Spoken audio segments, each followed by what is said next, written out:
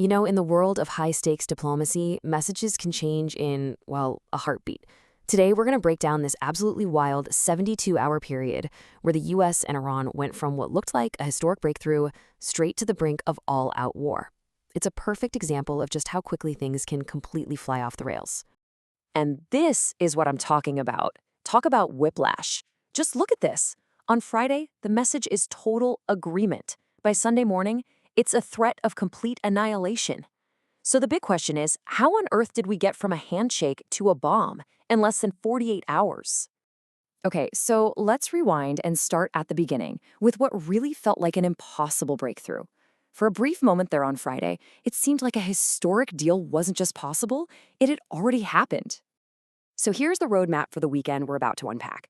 It starts with that supposed agreement on Friday, then things get weirdly quiet on Saturday before, bam, a huge escalation on Sunday, and it all wraps up with a super confusing ultimatum by Monday. And this right here, this was the bombshell. Friday afternoon, in a phone call with CBS News, then President Trump just announced that a deal was done. He declared that Iran had, and I'm quoting here, agreed to everything, and that even included the crucial step of removing its enriched uranium. So what was supposedly in this deal? Well, the two main points, as claimed by the president, were absolutely massive. First, the U.S. would, quote, take Iran's enriched uranium, which is a huge win for nonproliferation. And second, Tehran would cut off its support for proxy groups like Hezbollah and Hamas. I mean, these were enormous concessions. And you know, this wasn't just political chatter. It had an immediate, real-world impact. The markets reacted with this huge sigh of relief. Oil prices dropped, and stocks surged right before the weekend close. So yeah, the world was taking this announcement very, very seriously. But almost as quickly as all that optimism spread, the whole story just started to unravel. You could literally see the narrative start to crack as all these conflicting statements started flying around. And the pushback was incredibly fast and firm.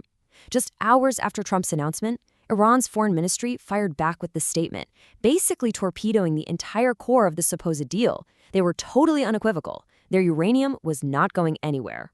And this just perfectly illustrates the fundamental disconnect. On one side, you have the U.S. position claiming they would take the uranium. On the other, you have the Iranian position stating that transferring it was never even an option.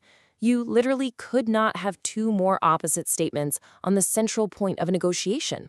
So then, by Friday evening, even the president's own tone began to shift a little. He went from they agreed to everything to kind of acknowledging there could be differences, but then downplaying them, suggesting they weren't too significant. It was a subtle change, but a really important one. And then we get to Saturday. After that flurry of conflicting statements, the communication lines just went dark.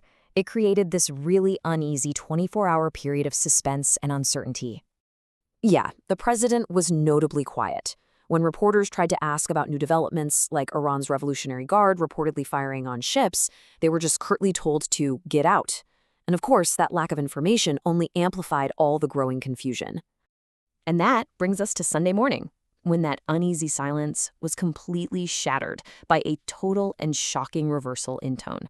The language of negotiation was gone, and it was replaced by open threats of war. This is where things went from 0 to 100 real quick. In an early morning interview, the president stated bluntly that if Iran didn't sign the deal, the whole country is getting blown up. I mean, what a stunning escalation from the celebratory mood on Friday. So what happened? Well, this provides some really crucial context. The shift in rhetoric came right after reports of Iran firing on ships in the Strait of Hormuz, and also a deadly ambush in Lebanon that was blamed on the Iran-backed group Hezbollah. You can see how that tenuous ceasefire was really being strained. The threats then got even more specific.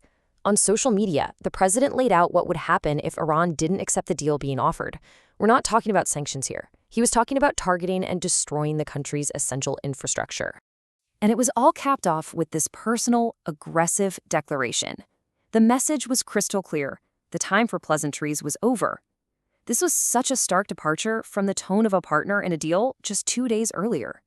So the weekend ended, but the whiplash sure didn't. Monday brought a final, tense ultimatum as the clock just ticked down on the existing ceasefire. In a series of calls to reporters on Monday morning, the president issued another stark warning, directly linking the expiration of the ceasefire to military action. The message was explicit. If the truce ends without a deal, lots of bombs start going off. And this just highlights the absolute chaos of the situation. By Monday, even the most basic facts were in dispute. No one was sure when the U.S. delegation was even traveling. You had the White House and the president giving different days for when the ceasefire would expire. And then, to top it all off, Iran simply announced it had no plans to return to the negotiating table at all. Which leaves us with this final critical question. Was this extreme swing from conciliation to threat some kind of calculated madman theory negotiation tactic designed to force a deal? Or was it simply a real-time diplomatic breakdown playing out for all of us to see? The answer is still one of the most debated parts of this truly chaotic 72-hour period.